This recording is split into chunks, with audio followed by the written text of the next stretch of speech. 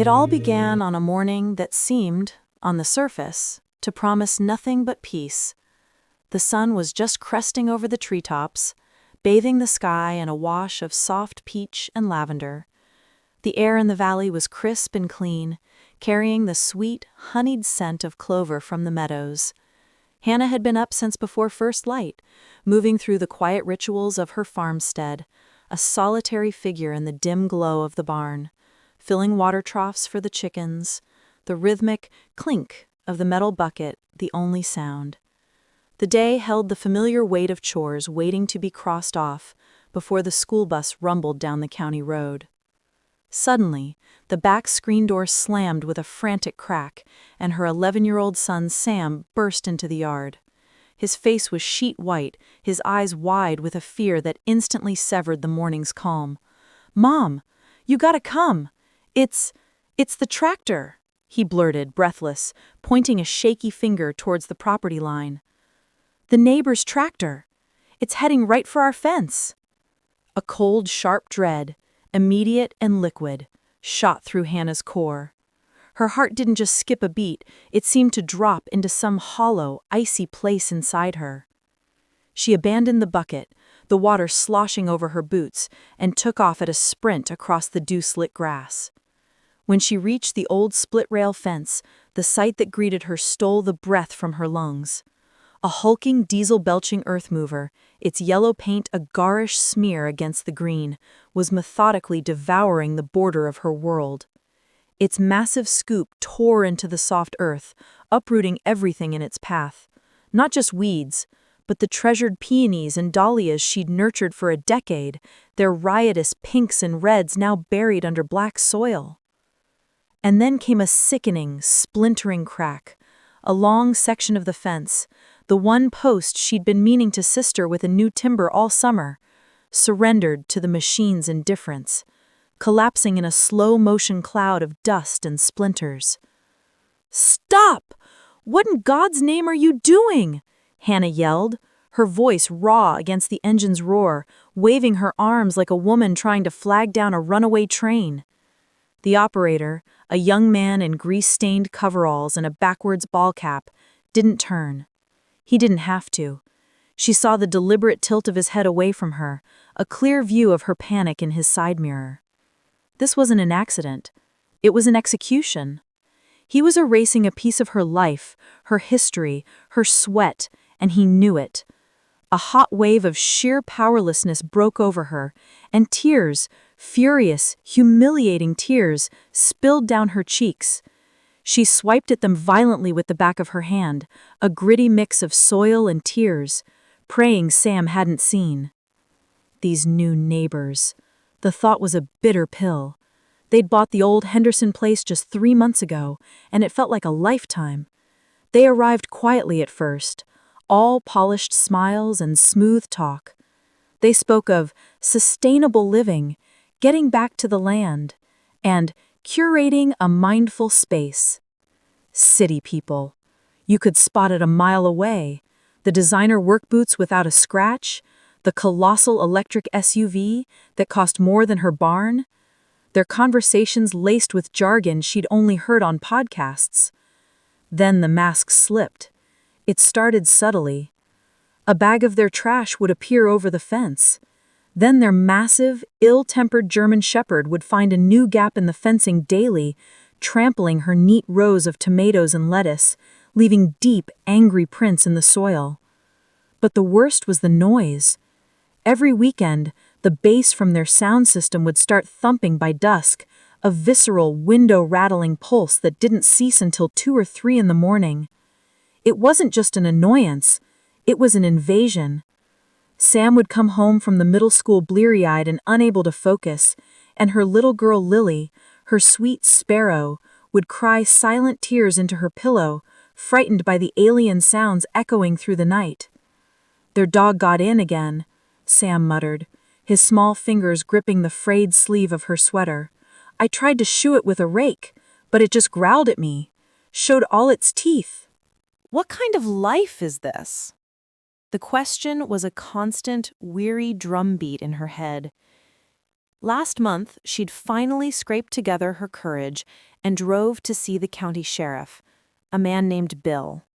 She'd sat in his cluttered office, her voice trembling, pleading, "Please just talk to them. We can't live like this. My kids can't sleep." To his credit, he came out that very afternoon. She'd felt a flutter of hope watching his cruiser pull in. He went next door to have a chat, and he disappeared.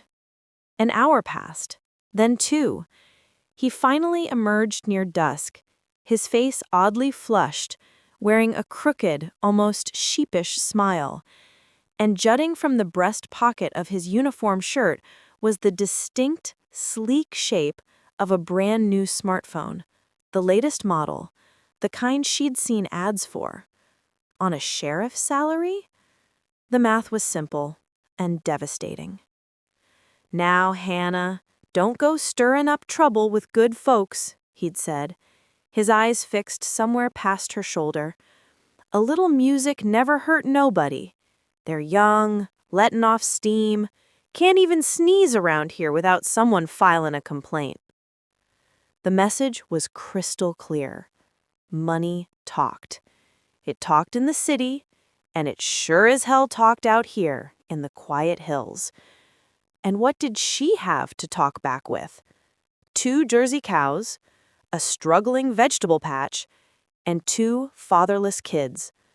Her husband, Tom, had left 5 years ago for construction work out west and had simply faded away, like a signal lost on a bad road. No consistent child support, just sporadic, apologetic texts. She was alone on this spinning rock, trying to keep the gravity from pulling them all apart. But Hannah had a stubborn streak, a fire born of pure exhaustion. If the law was a closed door, she'd find another way.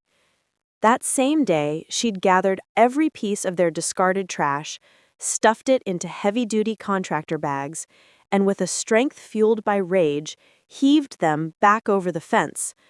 The retaliation was swift and terrifying. Sheriff Bill was at her door in under 30 minutes, his face a mask of performative anger. "Have you lost your mind, Hannah? They'll sue you into the ground. They've got connections, real ones. You understand? They'll have those kids in foster care so fast it'll make your head spin, and you'll be facing charges." That's when the real fear, cold and serpentine, coiled in her stomach. Not for herself, for Sam and Lily. She stood in her ravaged yard, the rough plastic of the garbage bags still biting into her palms, and wept silent, shuddering tears of utter defeat. "Mom, why are you crying?" Sam had run up then, wrapping his thin arms around her waist, pressing his face into her side. "Don't cry. I'll tell them. I'm not scared of them." Her heart had shattered and swelled at once. He was just a boy, but he had the heart of a warrior, ready to defend their tiny kingdom. "Oh, honey, no. You stay clear of them," she had whispered, wiping her face on her worn sleeve. "We're ghosts to them. We don't count. What do we have that they could possibly want? Nothing." Sam's jaw had set, a miniature of a man's resolve. "I'll get big. I'll get a huge job and make tons of money and buy us a fortress. Then we'll see." "Go on inside, sweetie. Sit with your sister, read her a story," she had said, her voice thick, ushering him towards the house before another sob could break loose. "I need to get to the farmer's market. Money doesn't grow on trees." Her days were identical grooves worn deep by routine. Up at 4, milking, breakfast, packing lunches, then the long drive to the weekly market in the county seat. Her milk, cheese, butter, and eggs were their lifeline. This wasn't a salaried world. It was a barter with fate world. You hustled or you drowned. You know, it's stories like this, the quiet battles fought in our own backyards, that remind us of what real strength looks like. It's not always in the loudest voice, but in the steadfast heart. If you're invested in Hannah's fight, if you want to see how this all turns out, do us a solid. Hit that subscribe button. It's what lets us keep bringing you these powerful, human stories. Now, back to our tale.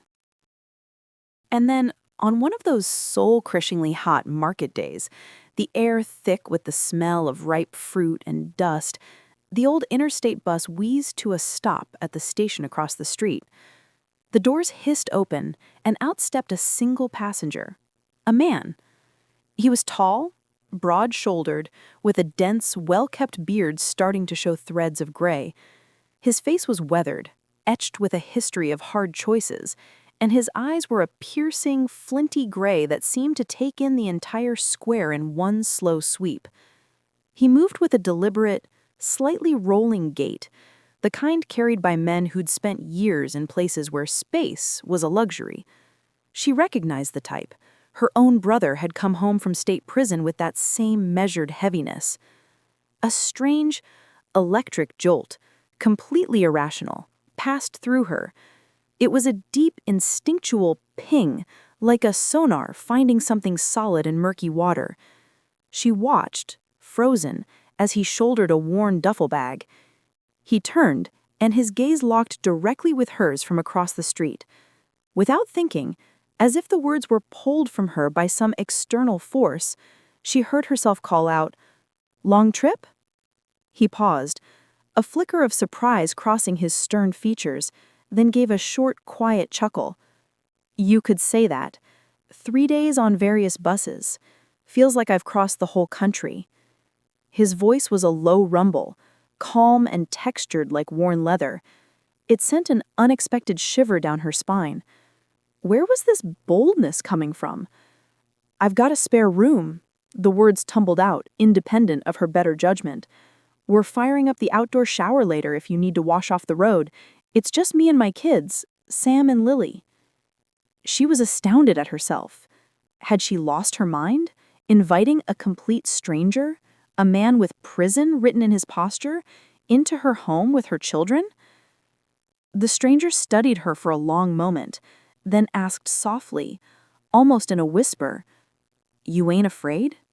It's pretty clear where I've been." "I don't know," she answered truthfully, unnerved by her own calm. "For some reason I'm not, and there's nothing here worth stealing unless you have a hankering for a couple of cows." He laughed then, a real full-throated sound that transformed his entire face, carving warm lines around his eyes. "Victor. Hannah." On the walk back to her farm, she told him everything. It all poured out: the missing husband, the constant financial tightrope, the neighbors, the sheriff, the tractor, the deep, grinding fear. He listened in absolute silence, just nodding occasionally, his presence a solid, absorbing wall for her chaos. When they finally reached the gate and he saw the battlefield, the scarred earth, the broken fence, the general air of beleaguered exhaustion, his expression settled into something hard and focused. "Well," he stated, the single word heavy with understanding, "they've been having themselves a time, haven't they?" "Since the day they moved in," Hannah sighed, the weight of it all returning. "What's my move? I'm one person. They've got the playbook, money, influence, impunity." Just then, Sam and Lily spilled onto the porch, their curiosity overcoming their shyness. "Mom, who's that?" Lily whispered, half hiding behind her brother. This is Victor. He's gonna stay in the spare room for a bit," Hannah explained, catching Sam's intensely scrutinizing look. "Hello," Lily peeped. "Hello there," Victor replied, his voice gentling. "You must be Lily. Are you staying forever?" "We'll see," he said, a soft smile touching his lips. "Might hang around a few days if your mom doesn't mind the company." And he stayed. First a night, then another, then a week. The man was a force of nature. At dawn, he was already mending the fence with a precise, relentless efficiency. He rebuilt the compost bins, patched the leak in the barn roof, his large, scarred hands capable of astonishing delicacy. The kids were captivated. Sam became his shadow, learning how to swing a hammer properly, how to check the oil in the old truck. Their laughter during evening soccer matches, a new sound in the yard. For Lily, he whittled a small, beautiful owl from a piece of scrap maple, which she carried everywhere. His handling of the neighbors was a masterclass in quiet, unshakable authority. When the weekend bass started up again, a primal thump that set Hannah's teeth on edge, Victor simply stood from the porch steps, dusted off his hands, and said, "I'll go have a neighborly word." "Victor, don't," Hannah pleaded, panic rising. "They're not rational. They've got friends over, big guys." "It's all right," he said, a calm, almost serene certainty in his eyes. "I've dealt with louder." He walked over, not with aggression, but with an immovable purpose. Hannah watched, heart hammering from the window. 5 minutes later, the music died mid-thump. 10 minutes after that, Victor strolled back, looking utterly unperturbed. "What did you say to them?" Hannah demanded the second he was inside. "Just had a straightforward chat," he shrugged. Man to man, explained the local etiquette. Miraculously, it worked. The noise ceased, the trash stopped flying. Their dog was suddenly always on a stout lead. The neighbors themselves, when they saw Hannah, offered tight, conciliatory nods. "What did you say to them?" Hannah pressed weeks later, still baffled. Victor chuckled, a low, warm sound. "Just mentioned that my brother's a senior investigator with the state's organized crime task force, and that I did 8 years on a tactical team before my detour. Said if the disturbances continued, I'd have to give him a call, and he's a real stickler for noise ordinances and property lines, especially when kids are involved." "You lied?" she gasped, half shocked, half amused. "Who lied?" He feigned innocence. "My brother is an investigator, just not in this state, about 2,000 miles east of here." They laughed together, a real, deep, shared laughter that filled the kitchen. And in that moment, Hannah knew with absolute, terrifying clarity that she was in love. Deeply, quietly, overwhelmingly. At her age. It felt like a miracle. The evenings became their sanctuary, sitting on the porch swing, sipping tea from chipped mugs, talking about everything and nothing. His story unfolded slowly, a marriage dissolved by neglect, a good job lost to automation, a journey across the country to find a place where he felt useful, where the past wasn't the first thing people saw. "You should stay," Sam blurted one night, his young face earnest in the lantern light. "For real. Live with us." Hannah's cheeks burned, but Victor just smiled at the boy, then let his gaze, full of a quiet, profound question, settle on her. "I'd like that," he said simply, "if it's okay with everyone."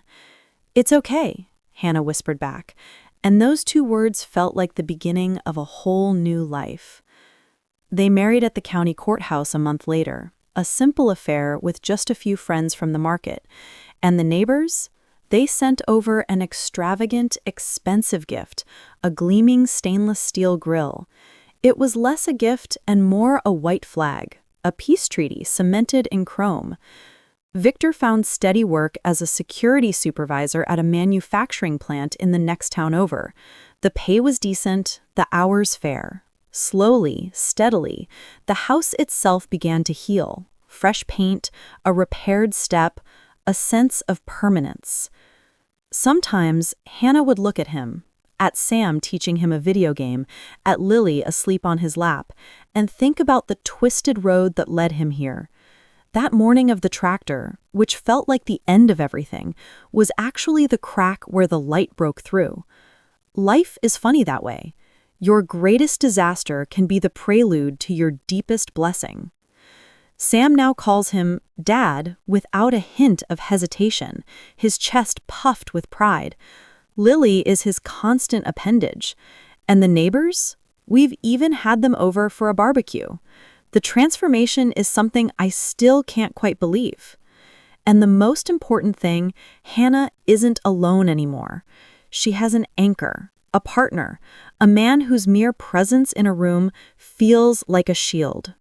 She never imagined at this chapter of her life she'd get a second chance at a love so solid, so quiet, and so fiercely protective.